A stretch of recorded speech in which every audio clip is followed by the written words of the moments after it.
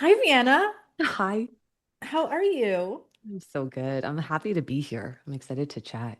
I know you're the second person I've had as a repeat guest. I feel honored.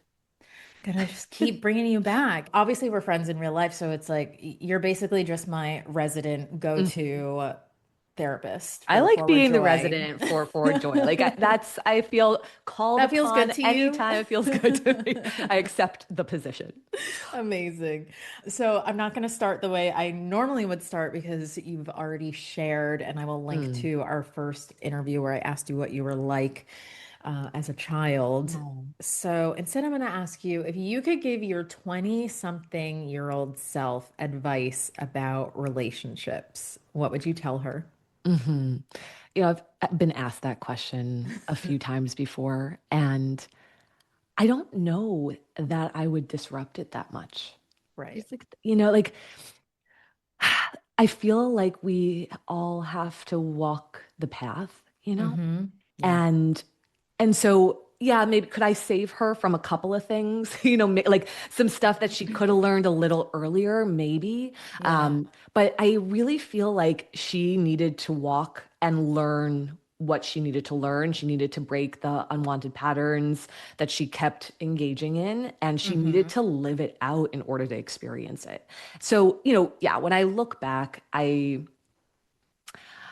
pretended like I was fine and unaffected all of the time. So Mm-hmm. maybe I would just give her a little like elbow nudge to be like, hey, like it's okay to have a boundary and not like something. But the reality of it is that 20 something year old me didn't have the capacity actually to hold that. Like she Yeah. didn't know how to set the boundary or say something upset her or say that she didn't like a certain behavior because the consequence of that would have meant maybe being left, the relationship ending, somebody being upset with me, and Mm-hmm. and my nervous system at that time didn't know how to tolerate that. Right. So Yeah. instead, I kept engaging in the same behavior over and over and over again, until I Right. got As we to, do. my like mid late-ish 20s where had some kind of aha moments and breakthroughs and was Yeah. able to correct something there.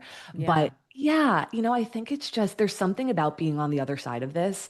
And I Right. say that so loosely in that I'm obviously always still learning and, Yeah. there's more for me to, integrate.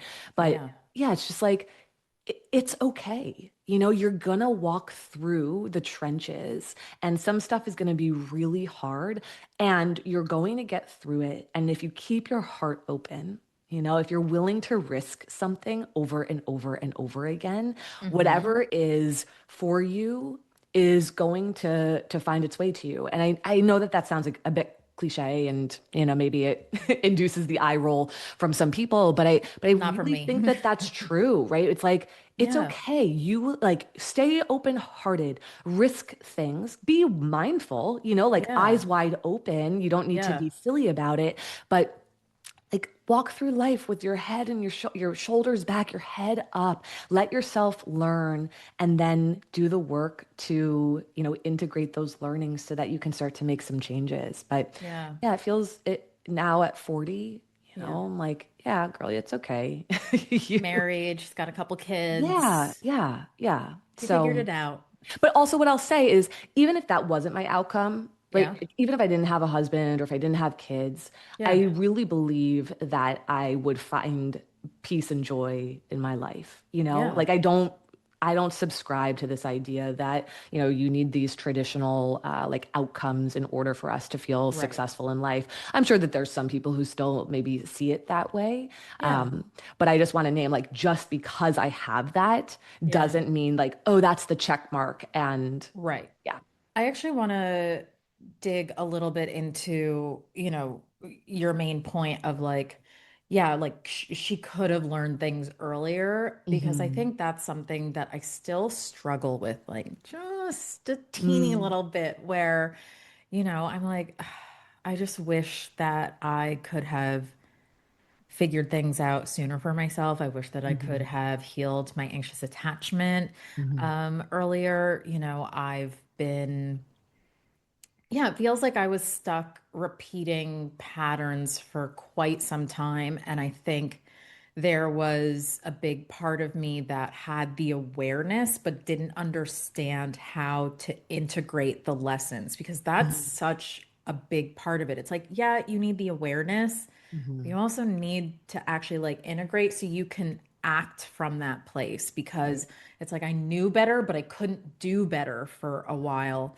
And so, yeah, when I like reflect back on my romantic history, there's a part of me that's like, yeah, I wish that I could have had the discernment. I wish that I could have walked away from Mhm. situations sooner. But that was also part of my story of like Mhm. there was there was this part of me that felt like I needed to wait around. I always say like I needed to see like the house was on fire before I would leave. Not in every case. And it's so hard, right? Because relationships are so nuanced. I'm like, I Mhm. feel like there were times where I really did have boundaries if I didn't feel attached. But once I was Mhm. attached, Yeah. that was, Yeah. yeah, The drop off is higher. yeah, I mean, I think the question of what's the function of you giving yourself a hard time, I think is important. yeah, I It know. it doesn't, it doesn't change anything. And that attention, I think, to understanding what maybe kept you from integrating it sooner and finding some compassion and grace there Yeah, is, that was really helpful for me because I think we can all sit here and be like, I am smart. right. I am not, right? Like you're like, Yeah, I am smart. yeah, I see this stuff now, and what's the deal, right? Like, what's the matter with me? Like, why can't I just, and then fill in the blank? And hmm, I think when we move away from that, it's quite helpful. Like that's a distraction, right? Like it yeah, just distracts you because it keeps you in your head. It keeps you right. thinking, what's wrong with me? How could I Hmm, not have done this? I could have hmm, gained back 5 years. Here's where I yep, could be in my life right now had I not, and then you start yep, creating the fantasy of what life could be today if you hadn't wasted the time with so and so. And yep.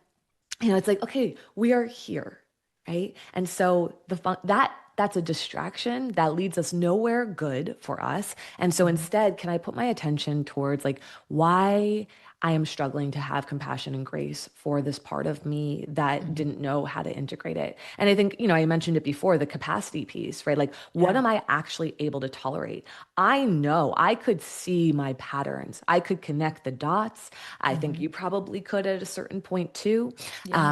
And then you're like, okay, next time, and then next time comes around and you're like, shit, and we're back to the same dance. And part of that is because our nervous system is familiar with something else, right? Yeah, It is familiar, or the thing that we are trying to do differently is a bit too unknown or too scary for us. And so yeah, it's going to operate in a way where even though we know better, right, hmm, we can't do it differently because listen, our nervous system is smarter, faster, quicker, all the things than yeah, anything that our brain can do. And so, yeah, yeah, yes, we need to slow it down and I think take little micro steps in the direction of expanding the tolerance. So, practicing or trying things out with people who are really trusted sources, like practice with your friends before you practice with a partner,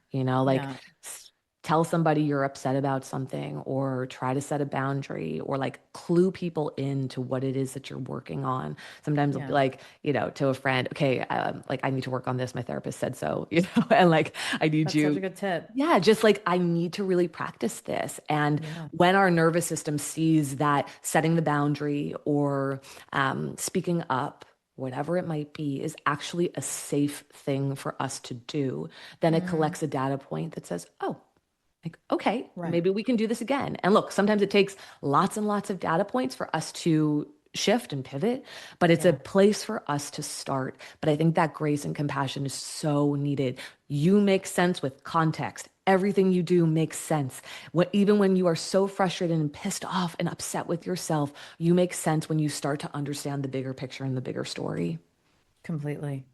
This is such a side note, but I'm like, you need to bring your podcast back because just listening to your voice, I was like literally Yeah. tearing up because there's something about your voice. It like literally feels like it's reaching into the depths of my soul right Thank you. now. That means a lot. Yeah. I'm like, where's my tissue?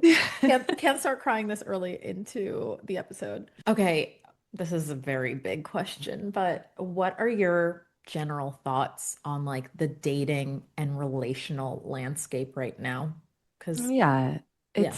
it's quite bleak, and I personally have not been in the dating scene for, a decade, but I hear about it all the time from clients and friends. And yeah, it doesn't sound great out there. And I think it can get quite hopeless. And Hmm. yeah, I think just hopelessness. And then it puts people on opposing sides, right? Is like, then you just have people sort of digging their heels in a bit deeper. Right. Yeah. And I think that's a hard place to come at dating and Hmm. relationships from. Yeah.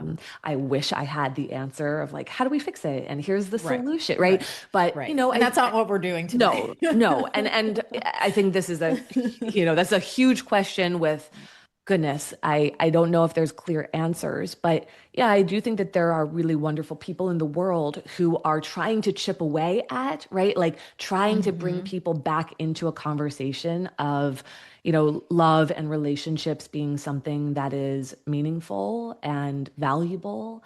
Yeah. Maybe it's not for everyone. And I think we've probably moved away from that check mark, like I was saying before, is you need to do this in order to have a successful life. But I still think that the majority of people do, underneath it all, crave to be Yes. loved and to love.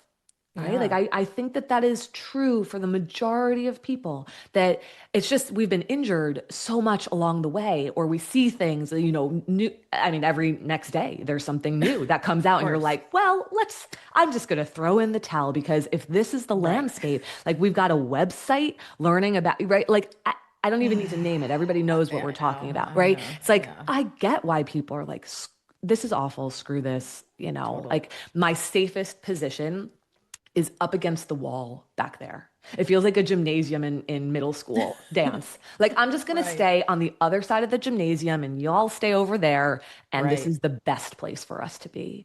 But love, when you have two sort of mature individuals, right? When you have people who are not letting the past dictate everything that's going on in their lives, where they're coming in their adult selves, where they're anchored, I think that there's something really beautiful that, that I wish for so many, because like to see love through the hard moments and the challenges in life, and to, get through it with a partner and come out the other side okay and feel that safety and that security, is a real blessing. It really is. Yeah. Yeah. And I feel like, because of the state of things, like a really strong narrative that's building online now is like women who are like, I'm just gonna Hmm. forgo partnership, even looking for it Yeah. because they can't handle the stress of dating. Hmm. They're constantly disappointed. And as we said, like things are just becoming increasingly difficult. Yeah. And so, yeah, I totally understand that because I think in many ways it's like, listen, I just turned 40, I'm single, and it's like the only thing that there is to do is to just like really build a life that you can Hmm. be proud of. Someone had actually recently asked me in a Q&A on Instagram, like, do you have any advice for women 35 and up who are still looking for love? And I'm like, I think we've exhausted the dating Hmm. advice. Like, Hmm. what more is there to say that hasn't been said already? Like, and we're no better off. So, Hmm. like, as at some point, you kind of just have to give in to the fact that, like, listen, love is still one of life's greatest mysteries, and we Hmm. don't know what's in store for us in this lifetime. I'm someone who very much like does believe in fate and that things work out the way that they're meant to, even if that means that we're going to be alone. Like that's the path for us to walk. And so, again, like the only thing you can do is create a life that you truly love. And I feel like I've really been able to do that in the last 6 years or so because listen, when I turned 30, I was single and I thought that was a death sentence. Like Hmm. I thought Hmm. there was nothing Yeah. more frightening than being 30 and single. Like that just meant like, oh, it's over for me. Like Hmm. I'm going to be single forever. And I see so many other women who are in their 20s or in their 30s who are like, I'm 34, like am I just supposed to accept that I'm going to be alone forever? And listen, I'm like, people fall in love at any and Everywhere. every age. So again, it's like you just have to focus on you and creating a life that you love and Mm-hmm. hope that things fall into the place where they're meant to. Yeah, it's a beautiful message, Chrissy, like to build the life that you love and um, to just keep putting energy into that because that is so reciprocal, to build a life that you love, whether it's the things that you do every day that create passion for you, whether it's friendships that are incredibly meaningful, whatever it is, the service work that people do, it's like that is reciprocal. And I think the trying to figure it out piece is the part that we set down. It's Yeah. like you said, it's this love is still this thing that is, yeah, like unsolvable. We don't quite Yeah. get it entirely and you can't figure it out. And I know people have lots of little one-liners like, find you when you're not looking. Well, lots of people haven't been looking and they still haven't found it. It's like it Right? doesn't always work out that way, right? So It it's like, really yes, doesn't. like, can I put down needing to figure this out? And can I just live vibrantly? Can I just live in love, even if that's not romantic love right now? Right. We don't know when it's going to show up. My gosh, I have seen chronically single people find love in their 50s, clients of mine. I mean, everywhere. Yeah. Um, yeah, I mean, again, being 40 now, I think back to when I was 30 and I also had gotten to the point where I was like, if I don't get married, like this, it's okay. And if I don't this, and And it's so sad that I that's know. the narrative for us. I would But it, love to shake that story up for people, and I think more and more people are speaking openly about it. The same yeah, with children and things. It's like, we are really opening up about conversations that used to not be so public. And yeah, 30 feels so young still, like you of have so much course. life ahead. And again, it's not a promise that by 40 you're going to have it figured out, but Right. live that life of love and let there be that reciprocity and put down trying to figure it out. Yeah. And actually, I want to talk a little bit about like this hopefulness piece because I had Mm. actually posted something on my Instagram sometime last week about how, and this is something I also like need to take to my therapist, about hopefulness because I think I am someone who is like eternally optimistic. Mhm. So I'm like, no matter how bad things are, I still very much am of the mindset of like, well, things are going to work out for me. Like Mhm. things are going to work out for me. And for the most part, they do work out for me. Mhm. Um, but I do think that there is a part of me that also maybe needs to like hold just to like a little bit, like, yeah, that there's a reality that like maybe there isn't this soulmate for Mhm. me. Um, and I'm like, is it possible to have too much hope? That's like the Mhm. question that I'm sitting with is like, is it possible to have too much hope? Because I think, of course, even at 40, I'm like, well, I still have plenty of time. Like, I still Yeah. believe that that's possible for me, but I think I, only when the hope turns damaging to you, mm, which in this case it doesn't sound like it is. In right. this case, it sounds like you're hopeful and you're keeping your Yeah, heart open, and for that's sure. not a problematic thing. I think hopefulness, for example, when a relationship has ended and the person is like gone, and you're like, I think they're gonna come back, and if I just, right, Right. like, Right. like engaging in hopefulness where it causes more suffering for a person is where we need Mm, to be really careful. But if your hopefulness doesn't cause you suffering, it causes right. you to stay positive and the positive, Right. like, like that Because it's sounds, not attached to anything. It's just no, like, I just have hope. yeah. Which I think is beautiful. I would encourage you to just keep that. And, obviously it's nuanced and in every scenario it can be Yeah. a bit different. But also not being positive also doesn't have to mean that someone becomes negative. Right. Okay. You can just connect to truth or to neutrality, for example. Right. Right. And so, again, you feel separate to me on this where it's like, yeah, stay hopeful and stay positive. Like that's not causing you any suffering or Right. damaging you in any way. But for people who are asking that question, it's like you don't have to just go from positive to negative and be like doomsday and everything is not going to work out for me. I don't think that Right. that really serves much either. But can Yeah. I be connected to truth? If that's what it's calling for, right? Because maybe there is a neutrality in which I need to feel and experience. Right. And I also need to check whether my hopefulness is actually causing more problems for me or not. Yeah. Because even like last week, I was in Milan for Design Week, and I really enjoy going to Design Week because there's straight men around. Hmm. And there was one night, well, there's a bar that like everyone goes to at the end of the night. It's like so uniquely European because everyone is just like outside drinking in the street and it's so much Hmm. fun. I was just like flirting with so many guys and like nothing came of it, but it just felt like so energizing to my soul. I was like, Yeah. "Oh my God, I need flirting like I need oxygen." Sure. Well, it creates an aliveness, right? Yeah. Right. Like you feel alive in your body, even without there being an outcome connected to Right. it. And I'm like how just in it for beautiful the that love you of the don't, game. yes, for the love of the game. Like I don't need to cling to something. I get to No. just be. And Yep. again, it's like putting the mind down and allowing oneself to be and enjoy and find the pleasures in this case, flirting. Yeah. Or In just like some other talking to case, people. yeah, like an intellectual conversation with somebody without it needing Yeah. to mean something or go somewhere, like loving life, enjoying the moments, making your mind sort of hit pause and letting the being really Yeah. come forward. So I love that you had that Thank you. experience. Also, when it comes to dating advice on the internet and everything, there's one phrase that won't die, which Mm, is if he wanted to, he would. Can hmm. we unpack that a little bit Yeah. and tell me your thoughts on it? I'm not a fan of that sentence.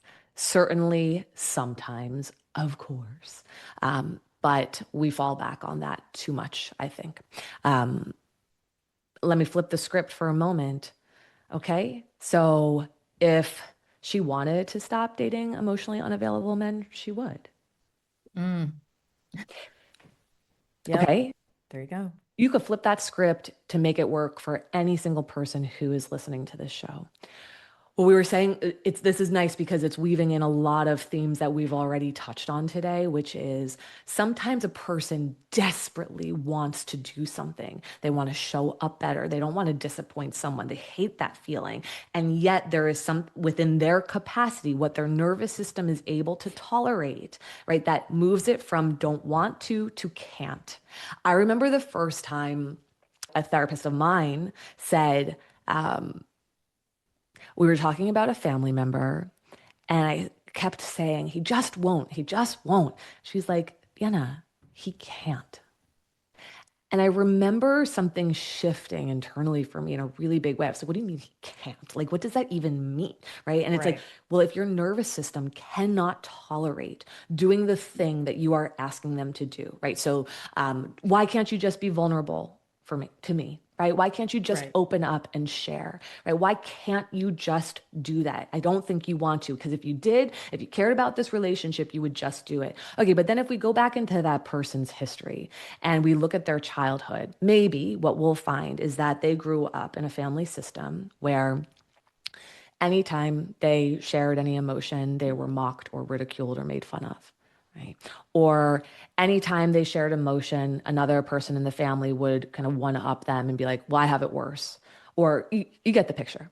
Yep. When you have these experiences, right, it moves the sharing of the vulnerability into an unsafe space.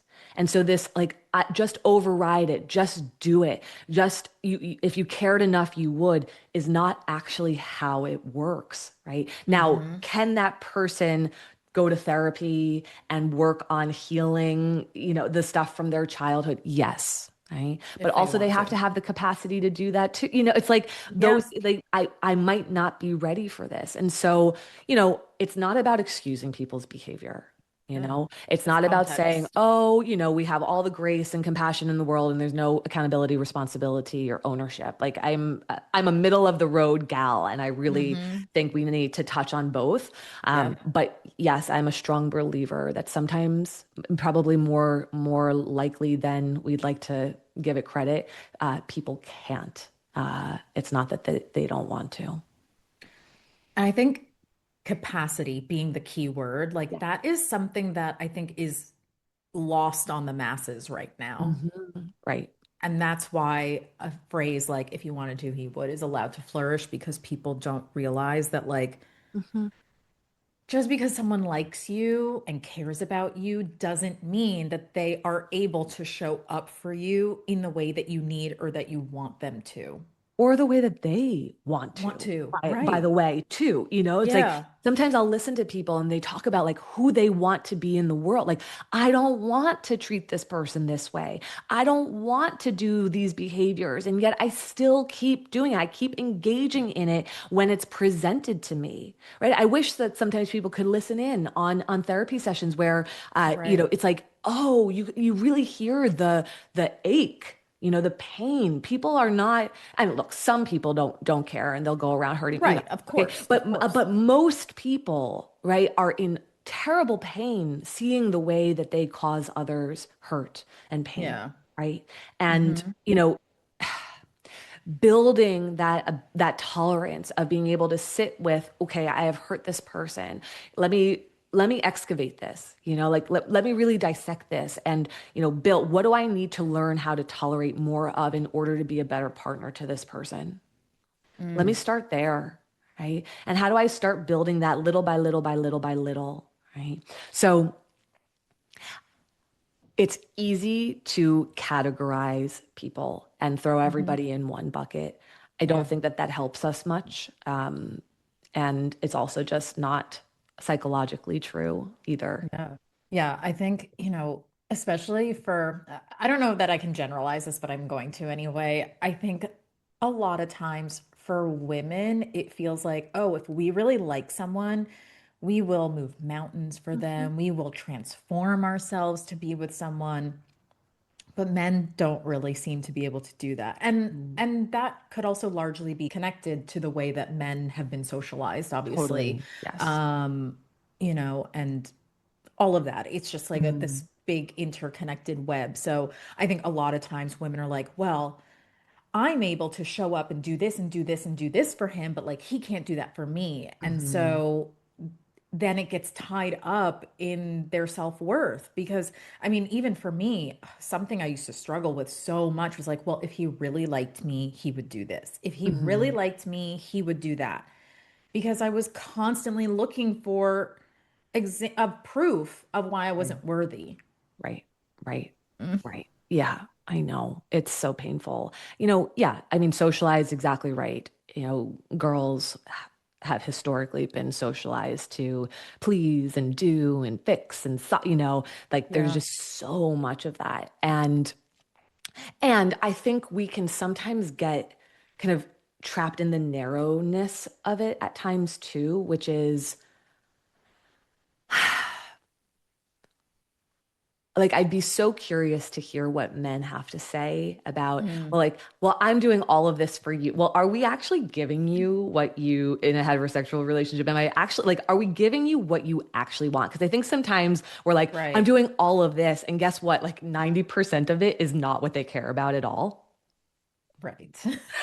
So we're like, look at how much I am doing. Look at all of this. And they're like, that's Yeah. great, but I could do without it and actually be totally unaffected by it. And so I think Yeah. sometimes we're swinging for the fences in the wrong ways. And so it's like we are overextending ourselves. Like, look at how much I remembered about this and like I'm doing this and this and this. And they're like, that's not like what I look for in a partner, Right. No, So completely. But of course, like this is relational. And so, hey, we need you over here to communicate and speak up and share what it looks like to love you well. And we also need Hmm. you to open up and understand what it looks like to love us well and like be in conversation and be in communication around that so that we're not just swinging the bat and, Right. not really hitting it. Because otherwise, we're just holding this story of like, I do so much for you. And they're like, Hmm. yeah, but I don't care about the majority of that. I know, which I feel like, as you said, like, I think that happens so much because Mhm. women are just trained to think that, like, the more you do for them, the more they will feel like they can't live without you, or like that Mhm. they need you because Right. you've showed up in all these different ways. And I don't know, I think that's something that I've been very mindful of in Mhm. my last relationship. And I think also because I had a mother who very much bent over backwards for my Mhm. father, Mhm. and it wasn't really doing much for him. So I Right. think that's something that I'm very, Interesting. very mindful of like, I don't Mhm. need to go above and beyond, but I am like a very considerate person. And I think Mhm. that was a little point of contention for me in my last Mhm. relationship of like, I feel like I'm very considerate and you're not really Mhm. Thinking the return, same. like Yeah. thinking about just like the little things. Mhm. Mhm. I mean, Ugh. it could be interesting for people who are in relationship to sort of take that inventory with a partner to say, Yeah. hey, look, I'm doing all of this. Like, what of these things do you actually care about? I would be so Hmm. curious who, what your followers and listeners would report back. Right. Because I, I don't think all that we do is actually landing and making the splash. And what happens if you can earn back some of that energy and time. Granted, I think also some of it is that we enjoy doing it. Like there's things Of that I course. do and my husband's like, I don't care. And I'm like, but I have to have it this. You know what I mean? So it's like Right, of I know course. I'm doing this for the collective we, but you don't Hmm. care at Right. all. But yeah, take that inventory and see, because maybe there is a place that you can pull some of that back. Yeah. Also, next time I want to have you and your husband on. It did Oh my actually gosh, you would it crossed my mind. we should Next do it. time. Next Totally. time. He's got a lot to, he has a lot to say on men. I know. Can you talk a little bit about your husband and what he does? Yeah, so Connor runs a men's mental health organization called Man Talks, Hmm. and he works with one-on-one clients, but he also leads men's weekends, and he has an online community of like about 1,000 men, and it's the work that Connor does is beautiful. I'm biased, I know, and I've just never seen somebody work the way that he works with men. It's a Hmm. lot of deep shadow work, Jungian work. There, but what I think is so powerful is that it's a group of men who are really interested in Yeah. being great fathers and being great partners and being good men in the world. And Yeah. there's a lot of accountability and there's openness and vulnerability to talk about where they are struggling in their lives and, to actually have community and support because we know that men tend to be quite lonely Yeah. and really high rates of suicide and just a Hmm. lot of struggle on their own. And so it's a really beautiful space for men to come together and not walk the hard alone. Yeah. And yeah, Connor is just, yeah, his work is So so amazing. beautiful. Another thing on the internet that I would love to unpack with you is limerence, because Mhm. that is like the buzzword du jour. Like everyone is talking about it. Everyone is wanting to like conflate having a crush Mm, with limerence. I'm like, why are we doing this? right, It doesn't right. have like, it doesn't have to be like this. And quite No. frankly, as some I have experienced limerence, I'm like, you don't want this. Yeah. You don't Yeah. want this. No, a crush and limerence is different. Crush is it's just a strong attraction, and we don't want to conflate the two because we want to be able to have strong attractions with people. It's fun to have crushes. Right. Um, Limerence is like an intense, involuntary state of romantic and emotional obsession, right? Mm-hmm. It's like, Yep. yeah. it's very different than a crush. And it's a lot of intrusive thoughts, it's a lot of emotional highs and lows, it's a lot of idealization of the other individual, especially very, very quickly into the relationship or the meeting of the person.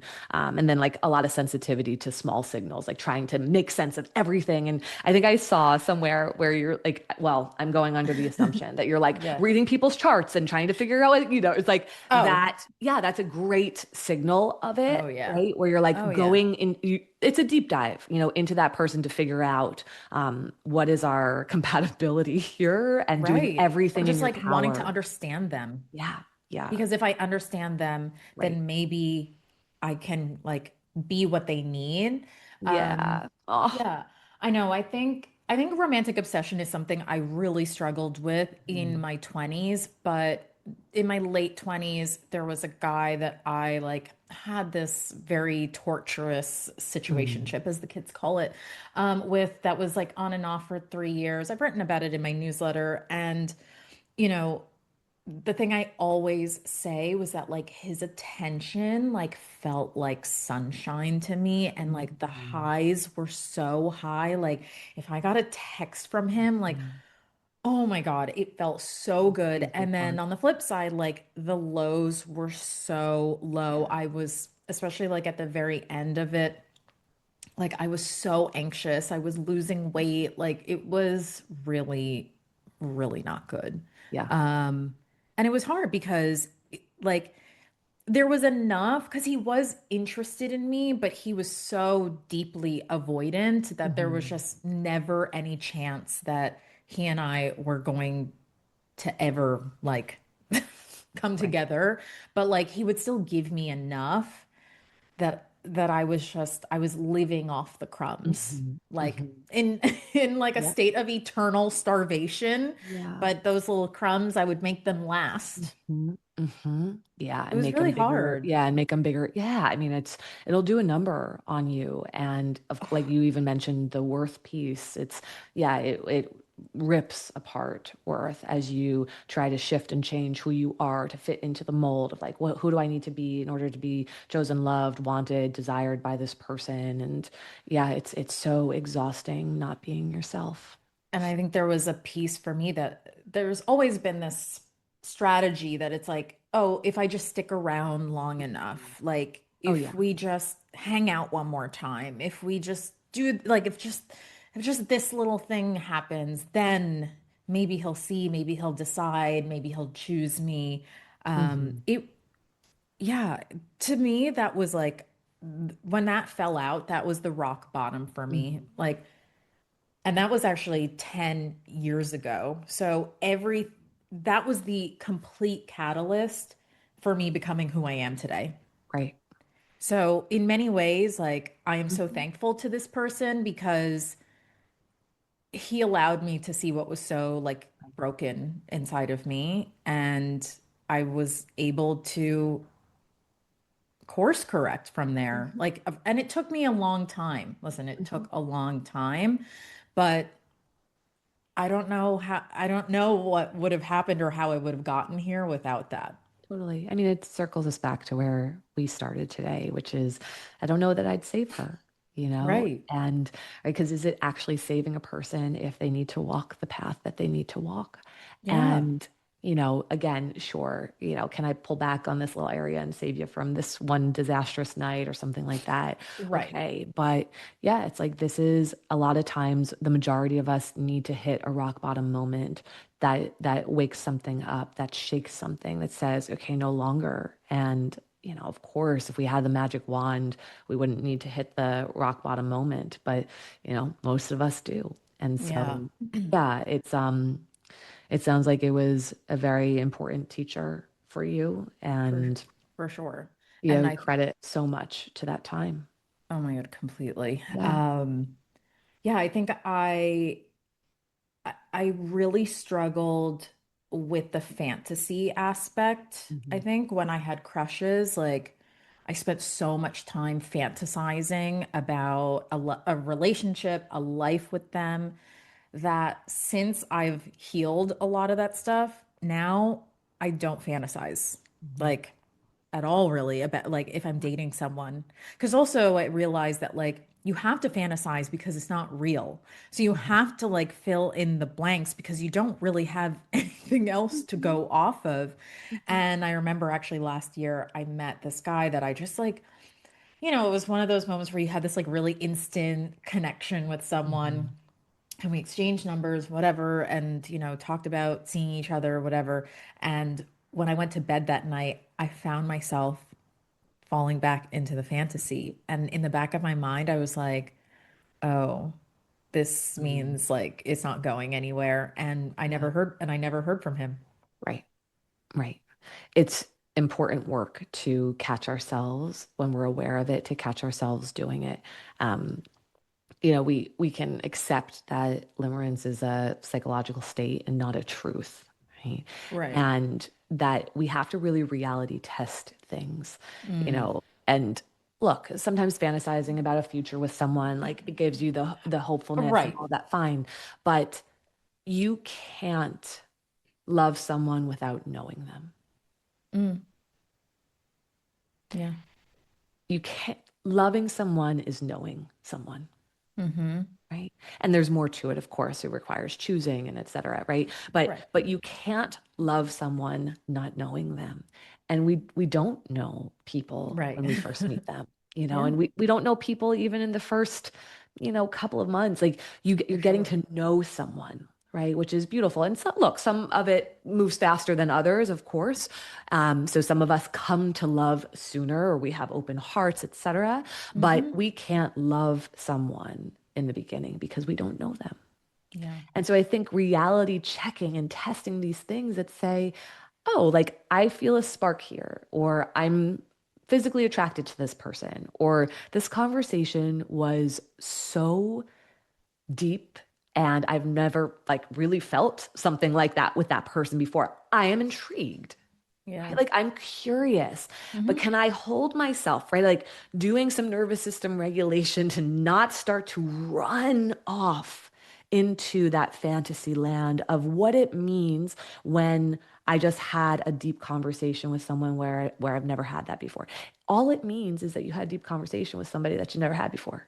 Right. That's actually all that it means. You have to Mm-hmm. let the rest of it unfold, right? Mm-hmm. Whether that means this is going to be my partner for life, TBD.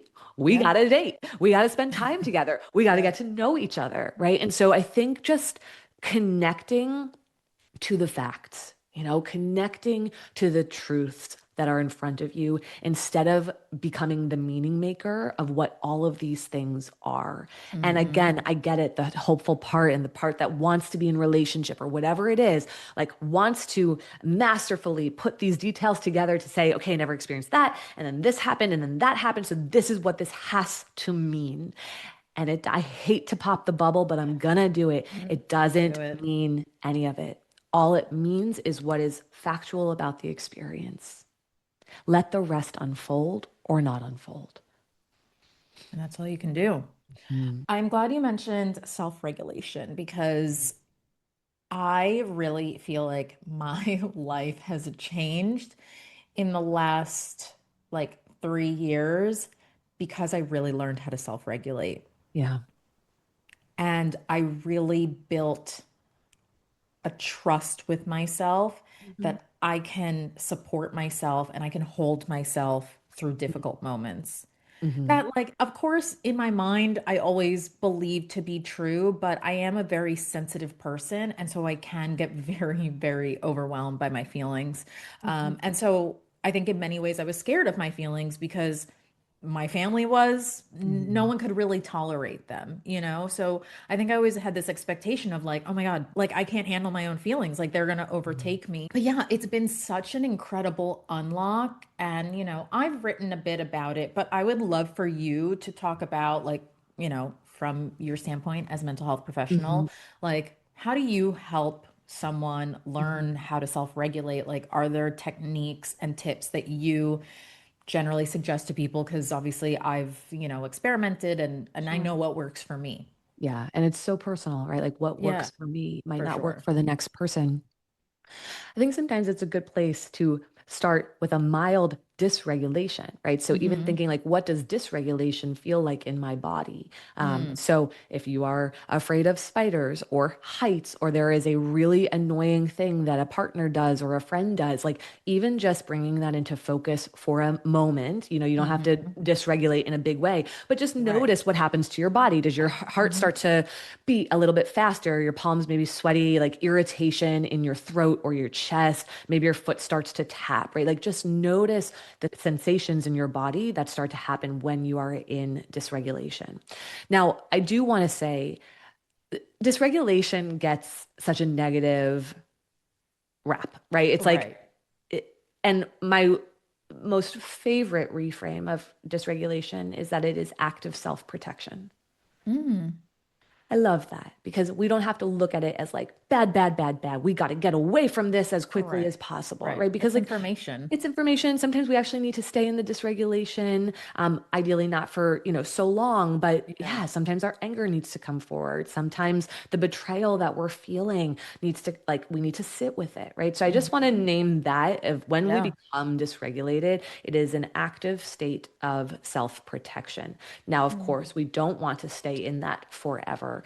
We want to move to a state of regulation where there's more calm and peace and anchoredness in our body, where like you can feel the breath in your body. And one of my favorites is a visualization of, your Same. favorite place in the world, whether it's a beach or a forest or a hike and an outlook spot, but just any Mm-hmm. place that is your safest, most peaceful, most grounded place, and like truly transport yourself there. Close your eyes, Mm-hmm. feel the breeze on your face, the sunshine on your skin, hear the Mm-hmm. waves crashing, the sand beneath your toes, the birds chirping. Like take yourself there and notice what happens to your state. Right? Mm-hmm. Maybe you feel like there's less tension in your chest, your hands open, they're no longer gripping. And yeah, you just feel this anchor from your core down to the ground, into the earth. Um, Being in nature is incredibly regulating for Yeah. us. Moving our bodies, sometimes it's a workout, sometimes it's a walk, sometimes it's stretching. For some Mm-hmm. people, listening to grounding music does the trick. Sometimes, you know, picking up the phone and calling a friend who's really a source of grounding for you, not somebody who's Yes. gonna stir the pot. You gotta be really Right. careful Or about who's that. also like chronically Yes, dysregulated or yes, something. right. But like sometimes that, if you have a pet, cuddling your pet, Oh. you can sway from left to right, right to left, just ever so gently. Like there's a number of different regulating tools that we can enlist. We want to try to stay connected to ourselves as opposed Mm-hmm. to disconnecting from ourselves, meaning like You don't want to dissociate. yeah, sometimes there's coping strategies that we use, and it's like, oh, I've just spent 3 hours on Instagram scrolling. Right. Sometimes that can regulate it's Right. very nuanced, because if you're seeing people you love as opposed to strangers, that is quite different. Like, what's your feed? If it's people, your Mm-hmm. friends, your family, your loved ones, like maybe that is regulating for you. But if it's, I don't know, people whose lives you keep, admiring and putting on a pedestal, like that's probably Mm-hmm. not going to do the trick. So, Right. yeah, Right. finding a source that helps kind of bring you back into your body, find that sensation in your body again. And then from that place, we can generally communicate much better than if we're dysregulated. For sure. Yeah, I remember one time my best friend is a therapist and she practices IFS. And so I Hmm. remember one time when I was dysregulated, I think it was, something about a boy, and she was on the phone talking to me. And so she was like instructing me to like lay down and she was like, where are you feeling it in your body? And it's like, it's always in my stomach. My stomach's always like balling up or it feels like it's burning. And she was like, just like acknowledge the feeling and just like sit with it. And it was crazy because literally as soon as I like really acknowledged just Hmm. within myself that of what I was feeling, it started to dissipate. Hmm. Yeah, our pain often wants to be seen. Right. And when we can sit with it without the judgments or the critiques of it and just sort of pull up a chair to it and kind of get to know it for a moment. It's like It's anything, really anything that powerful. wants to be seen can release. Mm-hmm. Right? Like once you start seeing somebody who's been trying to be seen for a while and you're getting it, then they stop needing to prove their point or like keep Get explaining your themselves. attention. Right. Yeah. And so it's the same within ourselves and these younger parts of ourselves that, are fragmented and, that's for another day. But yeah, just sitting with these younger parts of ourselves is a beautiful, kind, generous compassionate way to not say the pain has to go away and this dysregulation needs to leave Yeah. immediately. Yeah. Yeah. Yeah, I think one of my favorite ways as well to self-regulate is just to talk to myself. Like I Mhm. talk to that younger version of myself Yeah. because I think, as I have been working through my attachment issues, I think it was really always quite confusing for me. And I think this is probably the case for a lot of other people of how, like, when you're not activated, you can, again, like see things very clearly. Mhm. But then when you're activated, you feel like you're acting so unlike yourself. You're like, Mhm. I don't even know who this person is. And it's Right. like, it's because it's the younger version of you. Mhm. Mhm. And so just like talking to her, like having Mhm. her in my mind and being like, I'm not going anywhere. Like, I've got you. Right. You're not being abandoned because I'm not leaving you. Like, I'm here. Mhm. And just like repeating to myself over and It's over and really, over. yeah, it's really powerful work. And I think reminding yourself in those moments too that whatever the behavior is, that you're like, who is this person? And ugh, great. Because sometimes we have a judgment of the behavior where you're A like, hundred whoa, percent. oh, yuck, like this Yeah. is I'm like, a little, why am I acting like yes. this? But when you can come back to we all make sense with the context and that the function of my behavior points me to the exact answer, right? This behavior, it is trying to protect me from something. What's it trying to Mhm. protect me from? And then once you've Mm, accessed that, then we can really start to work with it. Right? It's just trying to protect you from something. Albeit it might be doing it in a way that's disconnecting from other people. It might be hurting right. somebody else. It might not be the way you want to show up in the world. But let's understand how it's trying to self-protect and then go from there. Yeah. I think another thing that I've seen a lot of online in terms of dating is about like being detached when it Mhm. comes to dating. And I think for a lot of people, that's a lot easier said than done. Yeah. What do you think about that as an approach to dating? I don't love it. Yeah. I think it's nuanced. It's like creating emotional distance, right? From the unhealthy dependence, great, right? Yeah. But you have to be so careful about it tipping into this space where you're like, I don't care about anything. Right. And it's like, oh, we don't want to swing the pendulum. We don't want to move. And like you said, easier said than done anyway. You're Yeah. sort of like faking it. You're like, wait till you get activated. Yeah, right. But it's like, oh, I care so much to like, I don't care at all. And I love and relationships asks us to risk things over and over and over again. There's no way around that. Now, can you pull yourself out of something where, like you were talking about before, if you notice the limerence, if you notice an obsession, like, sure, that practice of, hold on, what are the facts? What is true here? Like, that could feel like you are detaching from this other story. Right. Great. We love that. Okay. Hmm. But my advice would be to really try to let yourself be and feel what is there when it's within the realm of healthy, right? Yeah. Like your heart starts to beat around someone. Like like if Right. you close yourself off, you're like, oh, I don't care. Like I'm gonna play it cool. Gosh, I did that for so long. It doesn't, yeah, It doesn't it work. doesn't work.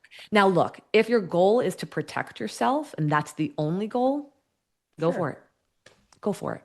But if your goal is not to be only protected in the world, then you're going to need to pull yourself back in ever so slightly. Now, I don't need you to go right into the center or the middle, but can you just, yeah, like I felt something there. Like try that on for a moment and see how that works. Like that was a really great dinner. I would like to see this person again, period. Try. Try it on, Fair. see how it feels. Maybe you don't see the person ever again and you're like, I'm a little disappointed. Okay. Maybe you see them again. You're like, that was great. That was a fantastic decision. Okay. Right. So, like, just try to inch your way back in a little bit so that you allow your heart to stay moderately open, and like to trust yourself to get through these things. I know some stories are awful and absolutely horrific. And Hmm. also, again, probably the majority of our stories are hard and tolerable, right? Yeah. And so, yeah, we got to tolerate that a bit and be able to keep that heart open and notice, like, am I needing more safety, and protection, or can I inch in a little bit more? So just noticing that and naming that with yourself. Well, even in line with that, I feel like cutoff culture Mhm. has become so rampant. Like, I literally just saw someone had posted on Threads, like, oh, I'm proud of myself for blocking this, this man after he disappointed me once. Mhm, mhm. And it's like, listen, of course, there's nuance there. Don't know exactly what he did, but something that one of my favorite therapists in the past said to me was like, humans are inherently disappointing. Totally. Like, Yes. you're Both n- ways. you're never gonna meet someone who never disappoints you. Yeah. Yeah. And look, what I'll say is this, if you're with somebody long enough, you will undoubtedly walk through the flames many, many, many times over. And that's not to be a downer. I think it's the reality of what long-term relationship entails. You will face hardship together, and Mhm. you better be able to tolerate some stuff because it's not going to be a walk in the park. So Mhm. I do think that we're quick to cut off. Of course, we have no clue what this person's experience was, Right. but I would say that like we don't know how to tolerate or even communicate or see how the person responds to this is like we are going to have hardship and disappointment after hardship and disappointment throughout life. And sometimes it's between the two of you, and sometimes it's things outside, losing a parent, fertility issues, financial Right. challenges, right? Like all of these Right. things. And we need to be able to hold that and move through that together. Mhm. But we're also looking for the capacity in the other to do that as well, of course. Of course. I mean, so many gems today. Wow. Good I'm stuff comes when you and I chat. I know. And I was like, I didn't really know how this conversation was going to go, but I feel like much like many of my therapy appointments, I just kind of like throw a whole bunch of things out there, and my therapist always finds a way to connect them all, and that's what you you did today. Like you just kept bringing it back to the first Oh, point. So I love it. Final question, Vienna, what's bringing you joy right now? mm, my children. You said Yeah. that last time. Did Well, I? you only had your son at the time. That's so funny. It's But so of true. course, Okay, yeah. let me give you something else too. So my children are definitely bringing me joy. Actually, I'm looking out the window right now, and I'm in upstate New York, Yes. and everything is starting to bud. And it's Mm, one of my favorite times of year up here because yeah. it's just like the birds are chirping and all the leaves are coming out and some of the flowers are flowering. We're obviously a little bit behind the city. And that brings me so much joy to just live in nature and to watch it all unfold every year. Yes. Yeah, I know. The magic of nature. the magic of nature. Vienna, thank you so much for being here today. So always so happy to chat with you. Same. Thanks for having me. Talk to you soon.